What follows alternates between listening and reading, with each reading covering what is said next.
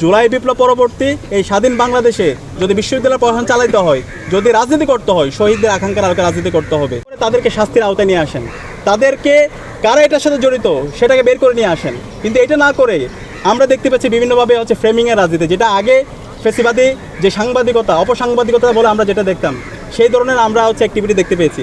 আমরা মিডিয়াকে অনুরোধ করব, যারা এই সমস্ত ঘটনার সাথে জড়িত আছে তাদেরকে বের করে তাদেরকে আপনারা হচ্ছে শাস্তি আওতা আনতে আপনারা সহযোগিতা করেন।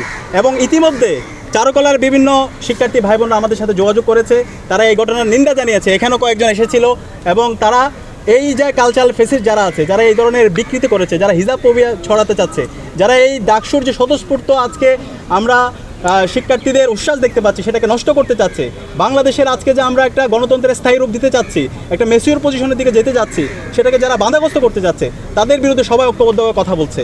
এবং বিশ্ববিদ্যালয়ের প্রশাসনকে আমরা অনুরোধ করব, আপনারা বলছেন লেভেল প্লেইং ফিল্ড ইনশিওর করবে, তাহলে আপনারা যদি এই সিকিউরিটি ইনশিওর করতে না পারেন, আপনারা যদি একপাক্ষিক আচরণ করেন, আপনারা যদি কালচারাল ফেসিস্টদের বিরুদ্ধে ব্যবস্থা নিতে না পারেন, যারা আমাদের ভাই বোনদের উপর ন্যাক্কারজনক হামলা করেছিল, গণহত্যা এবং শিশু হত্যা চালিয়েছিল, তাদের বিরুদ্ধে ব্যবস্থা নিতে না পারেন, তাহলে আপনারা এই প্রশাসনে আপনাদের থাকার দরকার নাই। জুলাই বিপ্লব পরবর্তী এই স্বাধীন বাংলাদেশে যদি বিশ্ববিদ্যালয় প্রশাসন চালাইতে হয়, যদি রাজনীতি করতে হয়, শহীদদের আকাঙ্ক্ষার আলোকে রাজনীতি করতে হবে।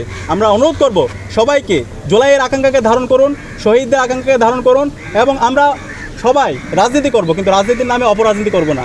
আমরা সবাই ঐক্যবদ্ধভাবে সবার ঢাকা বিশ্ববিদ্যালয়, সবার বাংলাদেশ বিনির্মাণে আমরা কাজ করব এবং সকল অন্যায়ের বিরুদ্ধে আমরা ঐক্যবদ্ধভাবে আমাদের প্রতিবাদ আমরা জারি রাখবো। সবাইকে অসংখ্য ধন্যবাদ।